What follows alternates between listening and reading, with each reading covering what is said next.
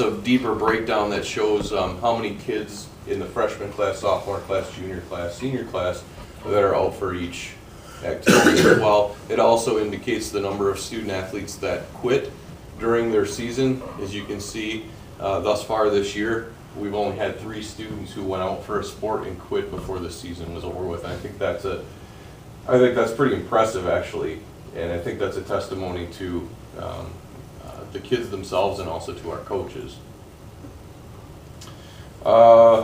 Item 3 on my list is titled, "Is it spring?" I'm not sure. So I want you to know that our spring athletic season has gotten off to a real strong start. Our baseball team is 3-1. Our softball team is 4-0, including a victory over, I think it's 3-time defending state champion Laconia. We snapped their 60-game winning streak last week. Our soccer team is 4-0. Our golf team has only had 1 varsity match thus far this year. They finished 4 out of 7 in that conference match. Our track team has only had 1 outdoor meet thus far this year. The girls did win that invitational. The boys finished 4th out of 8. So we've been off to a great start. Unfortunately, Mother Nature continues to slow us down. This is kind of interesting. To give the board perspective on what I do during my day, this is just the baseball schedule. And this is from the beginning of the season through tomorrow. Anything in red on there indicates a change. So a change in location, a change in time, a change in date. And what it doesn't show is that some of these events were changed multiple times to get to where they are today. It's been really a nightmare this spring so far. It's constant, and I always say it takes probably 3 to 4 times as much time to change an event as it does to schedule it in the first place. Because changing it means undoing and communicating with everybody that we're not sending a bus, we don't need a field prepared, officials don't need to show up, et cetera, et cetera. And then to reschedule it and then go back to all those same people again and say, all right, here's the new date, here's what we need to do. And then always the fear of not communicating with somebody and then not having an official show up or not having a bus present to take a team on an away trip. So you can multiply this by, softball doubles this, golf, and you can look track. at too, like non-conference, most of them they're just canceled. So I put my last item there was where do we go from here? So the reality is it's not likely that we're going to have any athletic events this week and next week, even with 60-degree temperatures. All the water's got to go somewhere. So we might be able to get some track meets in, but I'm concerned that we won't play next week either, at least for the front part of the week. So that really has called into question about how are we going to get these games in. And so there's been some communications that have occurred within the conference talking about do we need to amend our conference spring schedules. A proposal was sent out yesterday that would call for baseball and softball, who in a conference schedule play everybody twice, to amend that and we'll only play each other once. So far the feedback, and by the way, the proposal was let's just nix the first half of the season and start over for the second half. And I strongly objected to that, simply because we've been doing very well. Yeah. Why do we want to reset and give everybody else a shot to?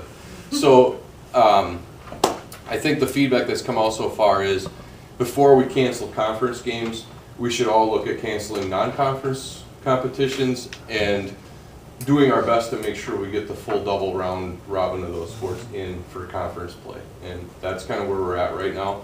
I can tell you that right now any games that are being postponed, like we had games postponed today, I've already postponed all of our home games for tomorrow. Unless they're conference events, they're likely not going to be rescheduled. Is there a lot of risk, you think, in postponing the games for tomorrow? I don't think there's any risk in it. I think I can postpone through the rest of the week pretty safely. So that's where we're at. We just proceed. We don't have any control over the weather, so we do what Mother Nature allows us to do. The northern half of the state must just about be never going to clear, are they? Yeah, it'll be interesting. I think there'll be some statewide directive too. Even before this recent snowstorm, the WIA had put out a position of relief for high school baseball teams. Normally games are supposed to be 7-inning games, and they put out a notice that you were allowed to call a game official with just 5 innings. Because of concerns with pitch counts and having all these makeup games be all scheduled like you're playing 5 days a week kind of thing. I heard they're keeping track of the number of pitchers a pitch can, the number of pitches a pitcher can pitch. Yeah. That started last year Yeah. in a out of concern for the health of kids and not overusing their arms. Let me just pass this around. How specific is it? Like, is it? I don't remember the exact numbers off the top of my head, but it's if you throw so many pitches today, you can't pitch tomorrow. If you throw next, like maybe it's 35. If you throw 60 pitches, you can't throw for 2 days. If you throw 90 pitches, you can't throw for 3 days. And the rule went into place, the coaches have to actually keep both benches keep a pitch count, and they compare at the end of each inning. It goes in the scorebook, and you're not allowed to use an athlete to pitch more than they're allowed in terms of the number of pitches. So, yeah, I think it's a good rule. It protects kids in their arms. It only exists in baseball, not in softball, because baseball, it's not a natural kind of motion with the arm, whereas in softball it's underhand and it's a lot less strenuous on the arm. So softball doesn't have that provision. The last thing that I had was So is there any conversation about trying to do things on Wednesday nights? I'm just curious. So I'll bring that up. So as we move forward and we try to make up games, I've been approached by some schools and asked, can we play on Wednesday nights? And my answer has been, we have a district policy that says we need to wrap up all district activities by 6:30 p.m. on Wednesday nights. So if we have a home game, we might be able to do it. But if we send a team anywhere outside of 15 minutes from here, it's not likely we would have them back by 6:30 p.m. So I don't know. I know in the past the board has seemed reluctant to grant permission to have activities beyond 6:30 on Wednesday nights, but I guess I throw that out there, maybe not looking for permission today, but kind of throwing it out there as I may come back to you on the next meeting and say we're at a point where the only way we're going to get these games in is to look at also scheduling on Wednesday nights. And then I guess as the Bucky new guy, I'll say, we don't have that policy. It does not exist. It would be an administrative guideline, and guidelines are things that I say, but there is no official board policy regarding this topic. So for me, as a high school principal for years, I worked with the board and the community to say, in the month of May, can you give us a little bit of breathing room? Because this isn't the first time we've had snow. This is pretty radical, I think, as far as the amount of snow that we have. But we do definitely have tons of inclement weather in the spring where you're looking at saying, okay, what can we do? And what I think is great is to see the amount of sports activities we do host, as well as I just heard a litany of different events that Bob shared and our kids are being recognized for. So we have a very active learning community. There's tons of stuff that are occurring. So I'm good with saying, hey, on Wednesday nights, the last couple weeks in May, run it. But first I want to make sure we have a conversation and then also talk to what's the driving force behind that? And I was at the fundraiser on Friday night for bowling, the wheelchair fundraiser, lots of fun. It was by NHS here in town. And I talked to the kids. I said, okay, so now, what if we were to have an event on a Wednesday night? And some of them said, oh my gosh, that sounds great, but we have catechism that goes all maybe Mr. Sable, you could have one the last 2 weeks in May. But right now, we literally have a whole bunch of people on our team have something going on. And that's why this guideline, this agreement is in place, because we don't want our kids to have to make those kind of choices. Well, we're making tons of choices right now when it comes to the schedules. So that may not even be realistic, because we don't want to have kids say, sorry, I can't, I am already committed. So, but just, I guess, stay tuned, and we're gonna continue to have the conversation, and maybe this year, not do anything with Wednesdays, but be proactive with our different community stakeholders that we wanna play ball with, and talk to them in advance to look for a little bit of leniency. So I think that's the way that we would do it, but you never know, you may come back with something in a week and say, okay, we have a situation here, here's what they're looking for. And so what's the was your vibe as a board of education on that topic? I would welcome it before I go down a rabbit hole that I should, I think it's good to have a conversation with different people in this aspect. I don't see why it would hurt to get everyone's opinion. Do we have any games on Saturdays? We do. Baseball, don't you double headers sometimes? Yeah, baseball, softball, I mean track, well, early in the season, track meets are on Saturdays. As the season goes on, not as much. Golf matches, no. See, the golf is driven by course availability, and no golf course wants to let high school kids on when they can make money off the general public on a Saturday. So, well, hopefully spring comes and we can start getting things rolling. Right, Probably have a hopefully lot of the games, snow will melt and it slow won't months. rain. And then non-conference games, most likely, a lot of those are not gonna be rescheduled. That's, we've had some that haven't been rescheduled already, and we've agreed not to. Again, like I said, anything that's being postponed right now, we're just listing as postponed with no makeup date listed, and we're gonna wait and see what happens. And if we get to a point where we think we've got enough days built in that we can make up some of those games, then we'll look at that, and if not, we'll just let them go. The other thing too, my aha was after talking to Joel, is that the conference is different based upon each sport It is. too. So you can say, well, that's a non-conference game. Well, hold on a second. Who's playing? Well, baseball's playing. Yeah, they're in our conference for baseball. Yeah. So it's not that black and white. Like Houston's in the conference in some areas and they're not in some others. Mhm. You know, it just depends on the sport. We have a core group of 7/8 conference schools. Laconia, Lamira, Mayville, North Fond du Lac, Amro. St. Lawrence Seminary is boys only and only for some sports. And then Winnebago Lutheran and St. Mary Springs Academy. Those are our core conference schools. But for soccer, Oshkosh Lords is part of our conference. Central Wisconsin Christian is part of our conference, and so is Eustis for Dodgeland. I'm forgetting somebody else too, but those are kind of sports specific ones. The last thing I wanted to share with you was, I didn't know if you'd ever seen this before or were aware of this, but we do have a communication protocol in our athletic department. And I bring this up because in the recent past month or so, I've received a number of contacts from parents concerned about our boys basketball program, and specifically with concerns about our coach.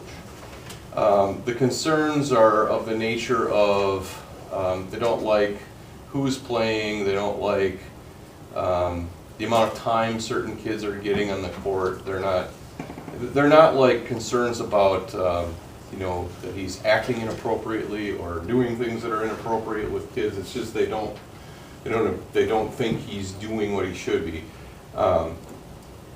And I've entertained some of those phone calls, and I'm aware, or at least it was brought to my attention, that at least one of the sets of parents may have come to some board members with concerns as well.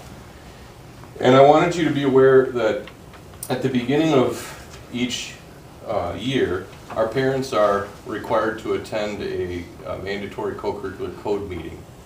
And at that code meeting, we share this communication protocol with them. And this is a product that is a model of a number of other schools, kind of a conglomerate of other policies kind of put together to fit our needs well. And Scott, if you actually click that link and go to slide 38, you'll see that the presentation that I share with the parents really models this document that I've given you. And the thing I want to highlight to you is we highlight for parents things that they should expect in terms of communication from a coach, things that the coach expects from the athlete, and things that the coach would expect from parents as well. Okay, so it's kind of a two-way street. Communication goes both ways.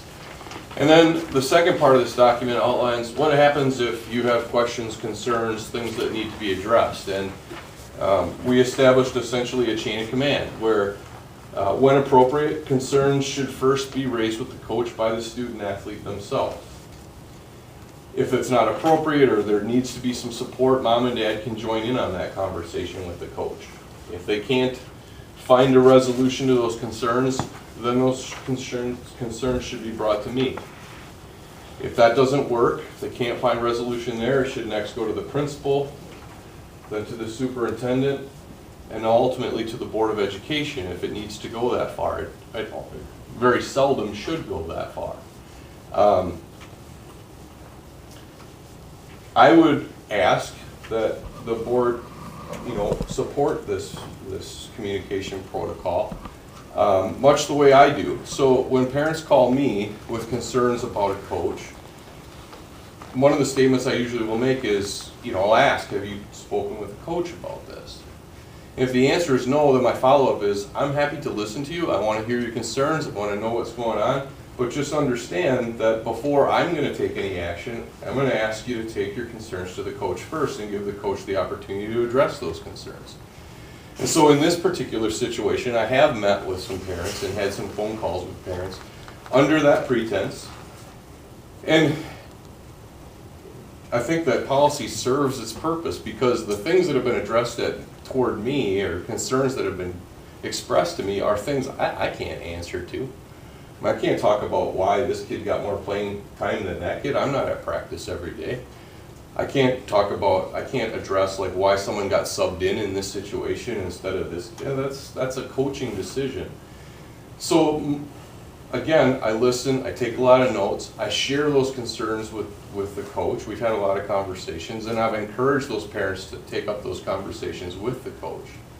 Additionally, the kids did come and meet with me as well, particularly our junior boys. And same thing, we had a great productive conversation, but it ultimately came back to, look, the way you're going to resolve the issue is you've got to have a conversation with your coach. You've got to share what's on your mind, why you're concerned, and he's got to be willing to hear you. You've got to be willing to hear him. And we got to understand that we're not always going to totally agree on everything. And so we're working through that challenge right now. I know that the coach is setting up some one-on-one meetings with the kids to try to talk through some of this stuff. But again, I would ask that if you're approached on this, certainly by all means, if you're so inclined, listen.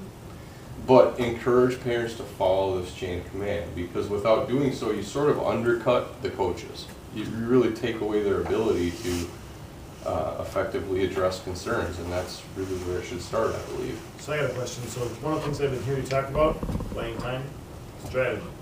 Playing time, strategy. If you look at page 3 of this document, topics not appropriate to discuss with coaches. Oh. Playing time, strategy. That is such a fine line. So now, to support Joel, as a high school principal for 8 years, this was the same policy that we had too. So Lake Mills, it was very clear. You got a problem with playing time, suck it up, buttercup. That was it. Don't talk about it. That was the philosophy, and actually in that environment, that was, I think, was a culture that was around for a long, long time that I just came into. Now, just listening to what you're saying, these are things about playing time and strategy. So, as a parent, what is the expectation? Because right now it would be like, the expectation is too bad, that is not going to be discussed. I think it's a really fine line. So when you're in season, I think it's really difficult for coaches to have to answer this question after every single game, right? It's just overwhelming, time consuming, takes them away from what they ought to be doing, which is teaching the game of basketball and coaching the team. I think at this point, given our situation and given the concerns that have been raised, I think the only way you're going to resolve it is to have some of these conversations.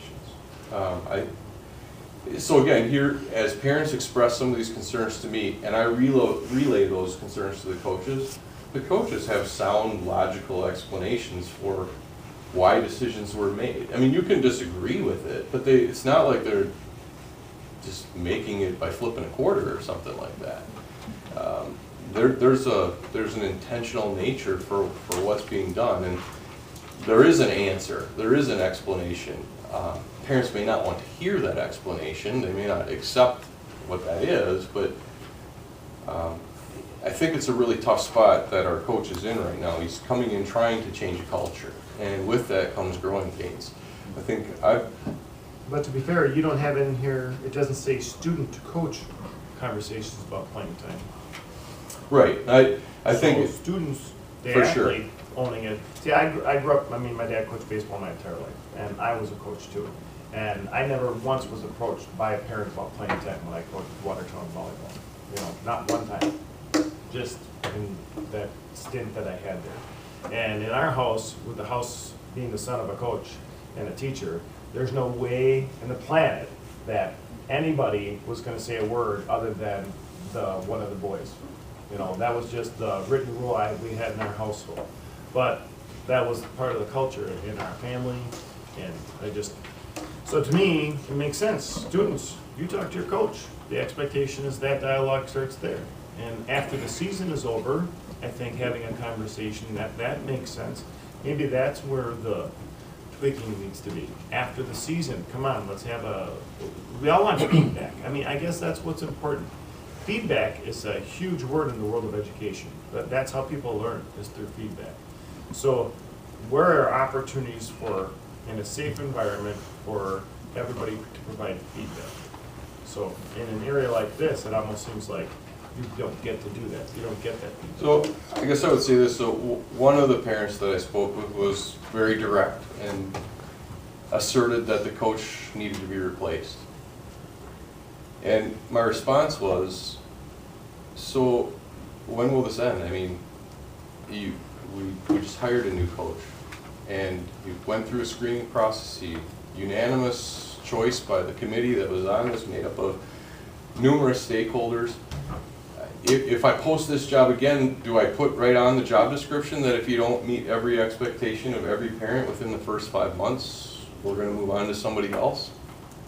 Right now, I think we have a challenge in attracting qualified coaches because we have a reputation to a certain extent of parents who are very difficult on coaches. I know particularly of a couple of coaches who considered our basketball position, spoke with people in the community, were advised you don't want to mess with that hornet's nest, and chose not to apply. If we continue to run coaches out for that kind of stuff, we're not going to find coaches. Is there a way to maybe address this as far as, I hate to even say something like this, put it out in a newsletter of conduct not tolerated by the school district to include parents? I hate to even say or bring that up because that's wrong in a sense that I can believe that in a community we have stuff like this, that we need to have this. The only other thing I would say is on this is completely fine.